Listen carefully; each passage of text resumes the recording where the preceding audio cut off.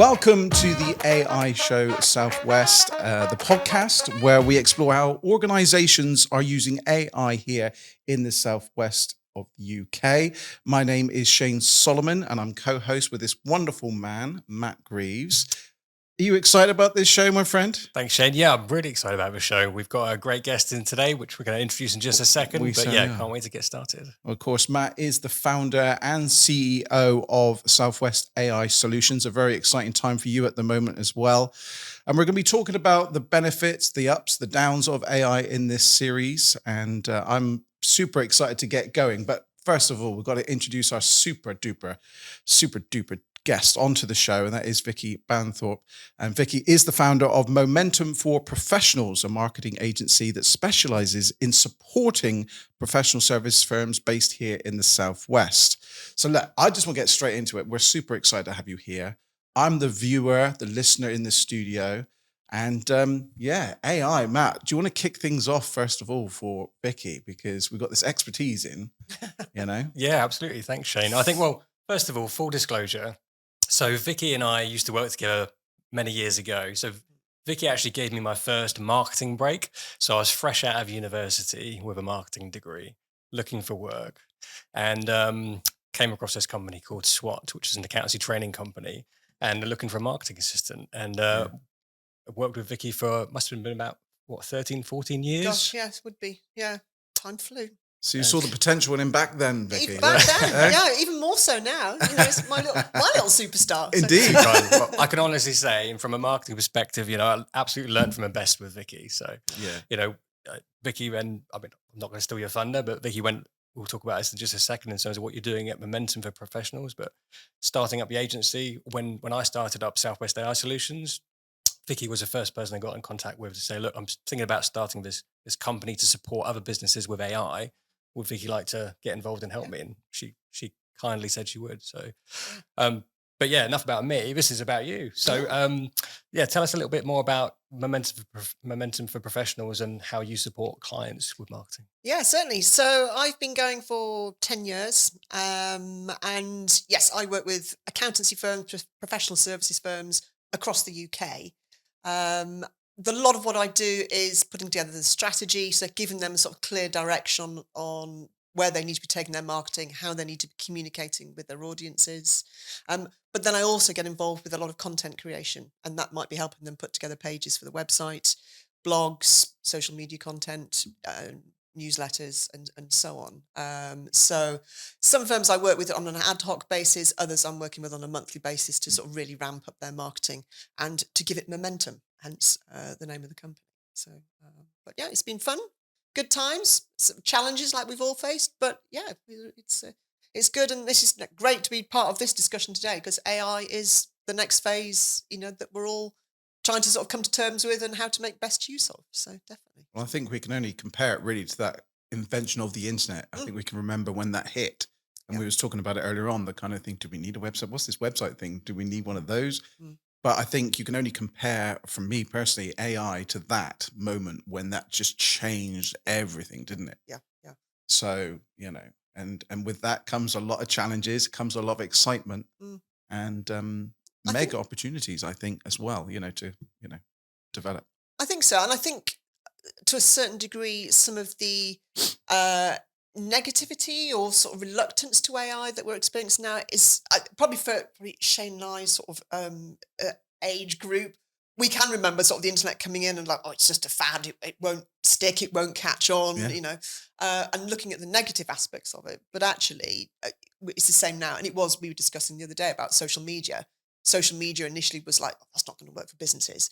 But actually, even I've seen on the accountancy side of things in the last sort of 2 to 3 years, a lot more firms have gotten very much more embedded in social media and see the benefits of doing it. And I think AI, will go the same way as well. So. Yeah, and I think in a similar way to AI, I think with social media, it took a while for businesses to find their feet and really understand with this new technology, how can we best use this to help support our clients, promote our business, support our own stakeholders, support our own staff. AI we're going through exactly the same journey with AI. Yeah, definitely. And there aren't many businesses today that don't use social media as part of their marketing toolbox. And I think with certainly with AI, one of the obvious use cases that a lot of people are kind of going to first and foremost is with marketing. I mean, you mentioned about creating content. Yeah. In the ability to use AI to help support you with that Yeah, is absolutely. huge, right?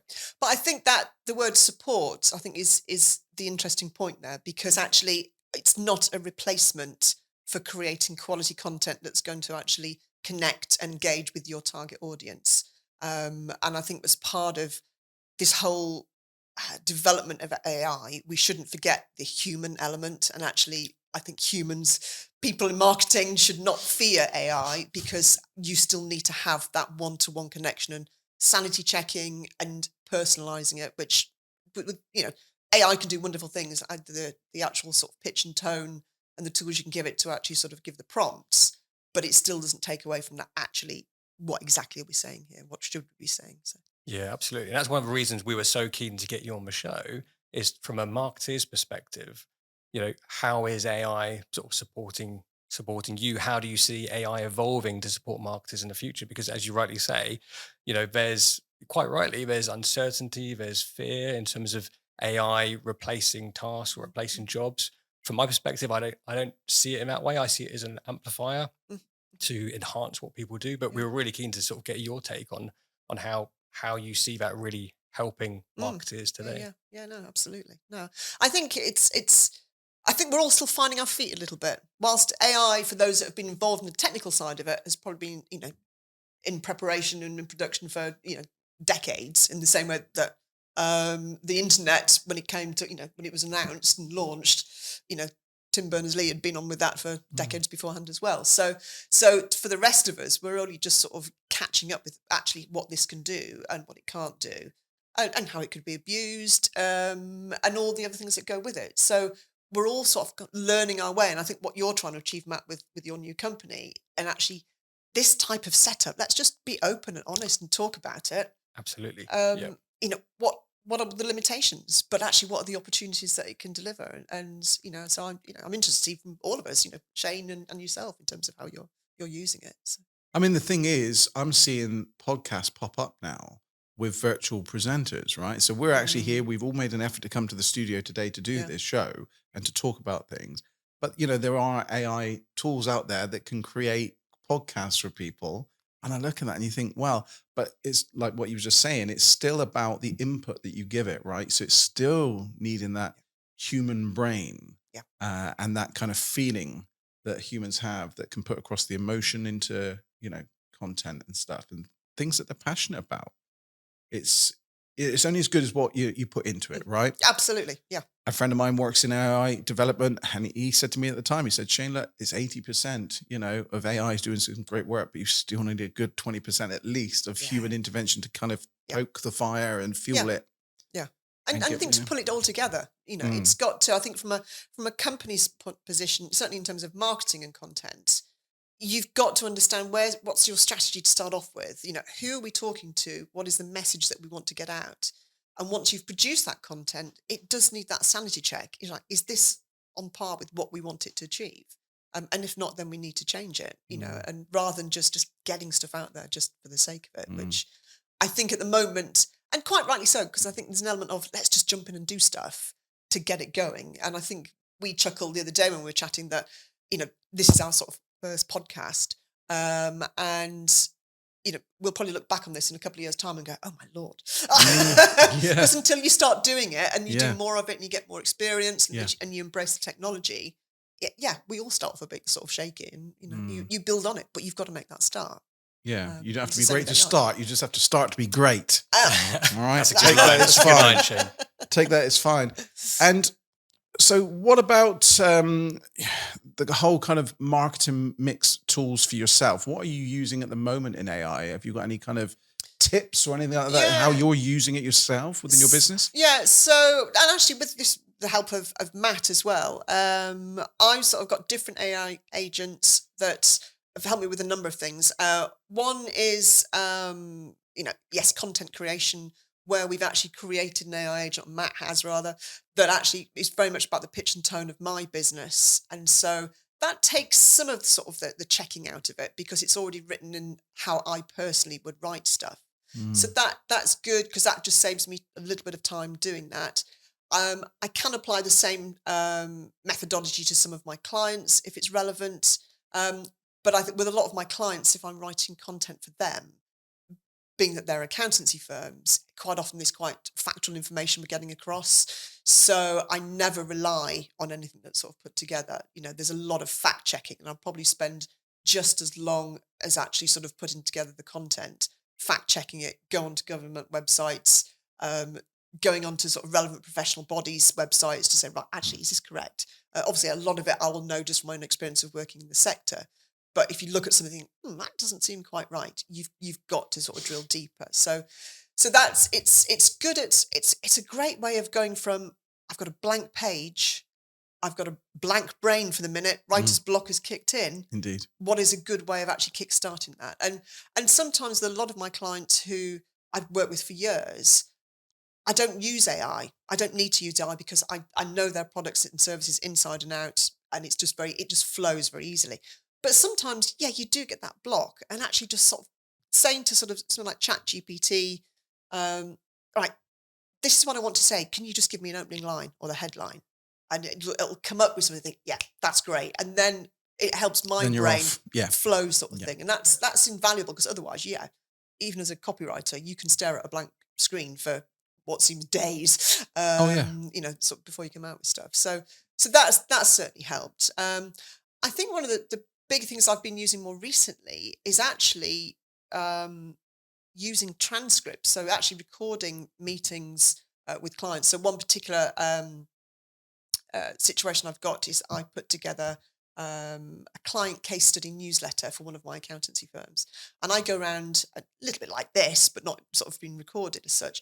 But I go to visit them in their places of work, and I interview them and ask them basic questions about their business, but also how they've worked with their accountancy firm.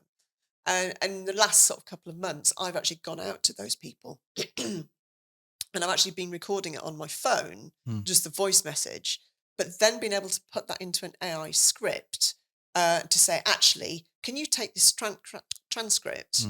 This is, I've got a preloaded case study that I've written for a previous company, which is not associated with it, but I want to take the transcript and actually create content which matches this format. And wow, that's been a game changer. Again, it still needs a lot of sort of going through, tweaking, personalizing it, putting your own edge on it.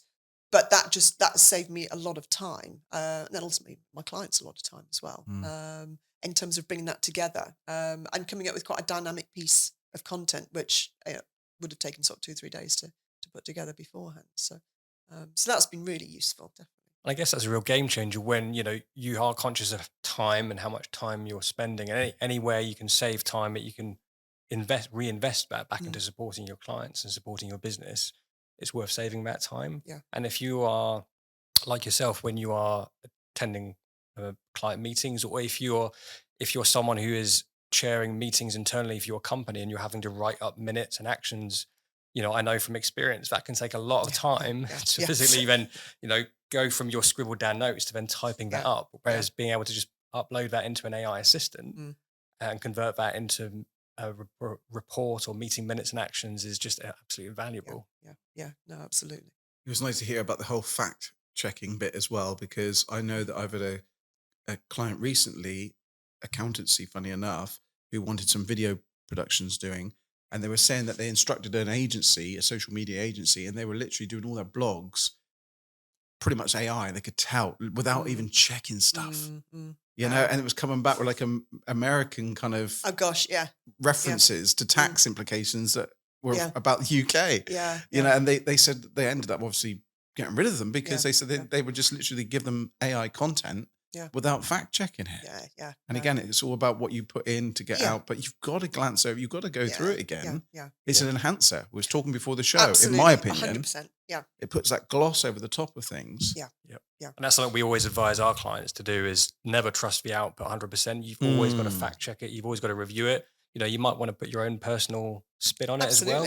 But like you said, Vicki, if it gets you 80% of the way there and saves you starting from a blank sheet of paper, and then you can just add those personal touches at the end, that's a huge advantage. Absolutely. I think it's a similar technological leap almost going from handwriting to using a typewriter to then using a computer sort of thing. It's a different way of working. And as time goes on, we get used to that new way of working. We tweak it, we hone it, we make it more hours, so it becomes the norm.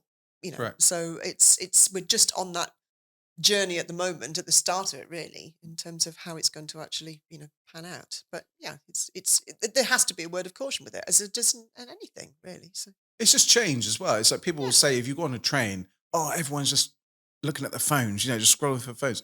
Well, that's not really changed from like 80 years ago, whatever, when people used to read newspapers. Their heads were still consuming something. They weren't looking around speaking to everyone, It's just the way you consume content is just different. That's all. Yeah. No, people's heads were always down on the train reading a newspaper. Yeah. But now it's just looking at a tablet, or whatever. So yeah, it's all change. Well, that's a cue for a train thing. All change. I like what you did there, Shane. That's a good link. Yeah. Steaming ahead. Yeah, I suppose with AI, there's also the benefits it can bring from a personal point of view as well, in terms of not just day-to-day work, but using it in your personal life, or whether it's for research purposes or anything else. So I don't know how much experience you've used from a personal perspective with AI. Weirdly, I'm using it more and more, not just for business. So I think I first started using AI probably a couple of years ago, and it was one of my clients that mentioned ChatGPT, and I was like, never heard of it. And then they showed me something, and I was like, oh my, wow. Initially, I was like, well, that's me out of a job. Right, yeah. Which was like the first fear factor. And we'll probably sort of swing back around to that. But no, so I think probably only this year, to be fair, I've started using ChatGPT for just personal things, whether it's like holidays or, reviews of restaurants, stuff like that. More recently, sorry, I'm surrounded by lovely gentlemen, ladies of a certain age. And I've been looking at collagen products. And like any product you try and research on the internet, it's, whether it, particularly I think food, health supplements and stuff like that, it's just an absolute minefield. Yeah. Where the hell do you start? Where the hell do you finish, sort of thing? And I'd seen this one particular product, which always comes up in my marketing feeds, and everybody seems to wax lyrical about it, but it is actually very, very expensive. So I thought, right, okay, let's just see how AI can help me with this. And I took the ingredients that were listed on their website and the nutritional information, put it into ChatGPT and said, is there any UK-based collagen products that have this same ingredient basis and the same nutritional values? And if so, what are the options, and are there cheaper alternatives? And I expected just to sort of be given, like a breakdown of like 3 or 4, which I did get. But then it summarized it in a little table. So he said, right, this is your benchmark. This is the the information you've given us. We'll use this as sort of like ground zero. But these are 3 others, and this particular one is exactly the same ingredient benchmark as previously, but was for like a third of the price. And then gave 2 others. And I thought, wow, that I would never have come to that conclusion so easily if I'd gone through Google. And yes, I've still now got to go through those 3 different products to decide which I think is going to be best for me. But that's just saved me hours of doom scrolling, trying to find information. And so that in itself is, from a personal level has been really useful, certainly. So I think the development of AI, and as an enthusiast in it for personal things, I was listening to a podcast the other day where they were saying that it's going to be quite possible in not so long away where you could have friends around for dinner and you can literally say to your smart speaker, do you know what? We've got 4 friends over tonight. We're looking for some takeaway, but we're looking for someone who's vegan, someone that, likes curries, someone that really likes pizza, and someone that likes whatever. And that's going to then pick out the place, and will take care of all of it for you. They reckon it will get hold of the restaurants, orchestrate them together so it arrives at the same time. And you just think, how it will enhance those chores that would normally be doing. The mind boggles with it, really. I mean, this show could go on forever and ever and ever and ever. But wow. But do you think I think that's a little bit scary? Yes, I do think that's a little bit scary. Because I think as a human race, are we going to lose the ability to think for ourselves, to do stuff? Do we just become almost semi-robotics ourselves? because we rely on the technology I just know. to think for us, do for us, everything. I mean, it's all well and good. I sat here right now saying, yeah, we still need that interaction of 20% to 80% or whatever, and we still need to put that in. But what if? What if? And where does it go? How do we know? Yeah. Absolutely. I think one of my favorite quotes from Spider-Man was, with great power comes great responsibility, right? So as a society, as users of AI, I think it's our responsibility to make sure we're using it in a responsible way, and we're not using it in a way that, is going to turn us into just brains in a jar. But how do you control it though? This thing that is yeah. AI. Yeah. How do you kind of suppress it enough, or how do the governments control, the kind of legislation and things like that stops? The other day I saw Cliff Richard singing with Tom Jones. I'm a huge Cliff Richard fan on my social media, and I'm thinking, oh, that's nice. And they were singing at Wimbledon. I thought that can't have happened. And it was an AI image that someone had mocked up with Sir Cliff Richard, Sir Tom Jones, centre court. Yeah. But it was fake, right? Yeah. But it stopped my attention. I soon realized it was fake, but it just stopped me scrolling. It consumed probably maybe 30 seconds of my life that I'll never get back, just because someone was, getting tons of traffic on this fake news photo. But how do you stop it? Absolutely. There's so many examples of AI being used in that way, what most of us would say is a totally wrong way of it being used, and it's regulations like the EU AI Act, which, as we see more and more regulation coming in for the UK and for other countries to help make sure that it's being regulated in the right way, so that things like that don't happen, because, there's misinformation and there's, where do you stop? Absolutely. Yeah. And it's kind of scary in terms of the impact that could have for fake news and all other kind of areas like that. So, I think it's something that I think we are, back to your earlier point, we as a society are still finding our way with AI. And I think we're, looking for guidance from above to help us to, use it in a responsible way. Yeah. Matt, can I just ask you, this show that we've kind of co-created here, and I'm super excited to be part of it, of course, what do our viewers, listeners, what can they expect, over the series and episodes of this show? Well, I think the whole purpose that, we were talking about putting a show together was to be able to learn from each other, to be able to see how people are using AI, whether it's experiences such as Vicky's using AI, how other people are using it, what they've learned from it, and trying to support each other on this journey, because that's what we're on. We're all on this AI journey. I don't think, I don't think anyone's in a position where they can claim to be an AI expert, because it is moving so quick. We are all learning and trying to keep up with it. Even from my perspective, trying to keep up with it on a daily basis, it is changing so fast. And I think what we'd like to get out of this podcast series is really, if we can help our listeners and our viewers to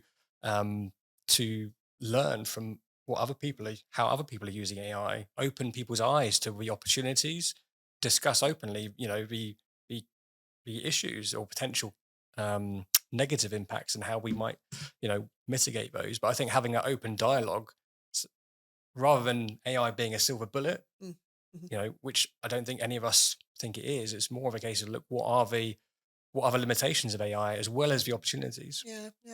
It's interesting just listening to you chat there, Matt, and we touched on it earlier in terms of when I first saw what ChatGPT could do a couple of years ago, and I was thinking, oh my Lord, I'm out of a job. But actually, I think there will be some people, and I know some people within the marketing creative industry who actually they were freelancers and their work has dried up because of their clients have been using AI. Which is unfortunate, but I think there's an element that we have to learn to adapt with it. And I'm reminded of a book. I don't know, going back to our old SWAT days, there's a book, and forgive me, I forget who wrote it, but it's like a management business book called Who Moved My Cheese? And the principle behind that is you've got a couple of mice and they're eating on the piece of cheese, and then, go back every night to nibble on this cheese. And then one night they go back and the cheese is gone. And so one of the mice goes, oh, right, cheese is gone. I'll go off and find some more cheese.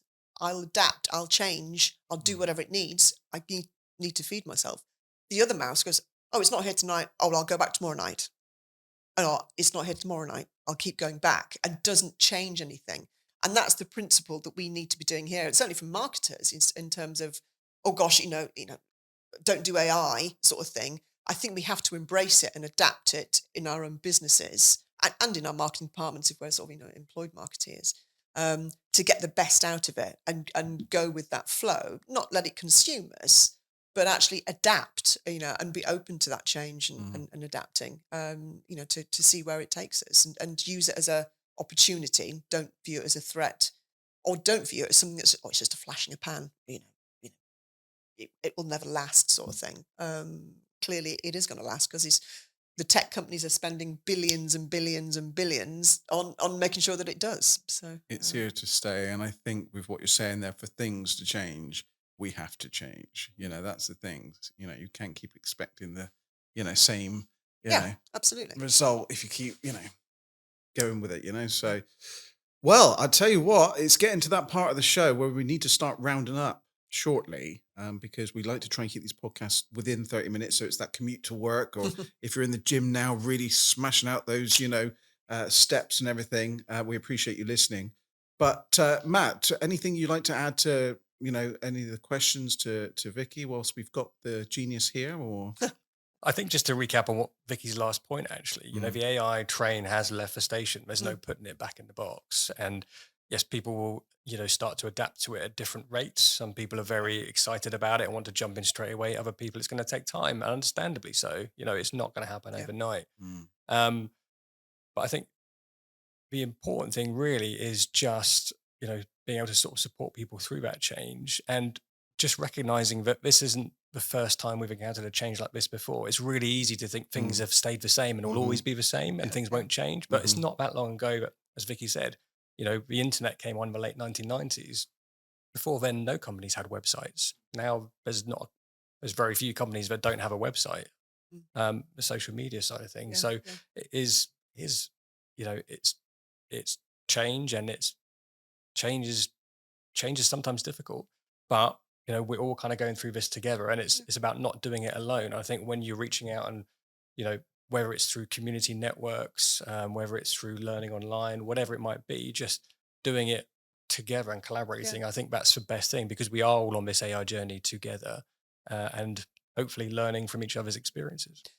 And I think also, just to sort of add to that, not to be afraid to have a go and to make mistakes and learn from that. Because I think sometimes, that social media has its good points, but it's got its massive bad points. We talked about the fake news and that side of things. But a lot of what we see with business podcasts, even with the influencers, everything just looks perfect. And what we see is that end result that looks perfect and sounds perfect and it's delivered perfectly. What we don't see is actually it's taken 20 cuts, 4 months or whatever it may be to actually get this going. And I think we've just got to just try and build on it. And we're going to make mistakes and we're going to want to do things differently. But let's just try. Let's just learn that and build up that momentum, no pun intended, as we go along, really. Nice, so, but it's just, where's this journey going to take us, basically? So. Yeah, well, I've particularly enjoyed this, and having real people together like this. I still, after everything we went through with COVID and everything, and using Zoom, and again, an amazing tool, amazing technology. But you cannot beat this, pressing the flesh, meeting real people. And there's just something about it. Humans are meant to be together, interactive. And it's been an absolute pleasure. So Vicki, for people to get hold of you, do you have a preferred communication way? I mean, for me, I love the telephone. Are you an email person? Are you a WhatsApp person? What's the best way for people to get hold of you? If I direct people to my website, and then you've got my email, phone number, and everything else. So that is momentumforprofessionals.co.uk. And that is 4 as in FOR. Excellent. Nice and simple, the way I like to keep things. Well, look, if you've enjoyed this podcast, please, give us a thumbs up, give us a subscribe, all those wonderful things. I like to say, share it, like it, love it. Pass it on to anyone that you think would benefit from this. And let's be honest, if we're not embracing AI at the minute, then you really are, in my opinion anyway, burying your head under the sand because it's coming like a rocket. And like Matt said, it's left the station, the train, the AI train. It's not stopping anytime soon. But I've really enjoyed our first episode. Thank you, Vicky, so much for coming down. Thanks for inviting me. Matt, thank you so much for for being part of what we've created here. I think with our friends, I think we're going to do some good work. Yeah, I'm really excited about the series and having some really open discussions, Shane. So yeah, thanks ever so much for supporting us with this. This is great.